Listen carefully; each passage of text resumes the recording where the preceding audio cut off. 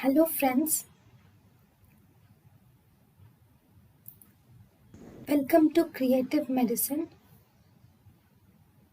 In this lecture, we will learn about medical qualification awarded by institutions outside India and recognized by MCI are registered in Schedule B of Indian Medical Council Act 1956. So there are three schedules. First schedule first schedule contains those colleges or universities which are recognized by India.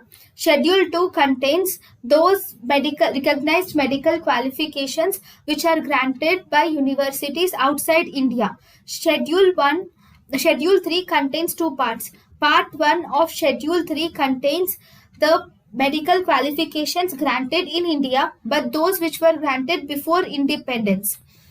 Part 2 of Schedule 3 includes all the qualifications which are granted outside India, which cannot be included in Schedule 2, like certificates and diplomas which are approved by examining boards of United States. Thank you, and thank you for watching.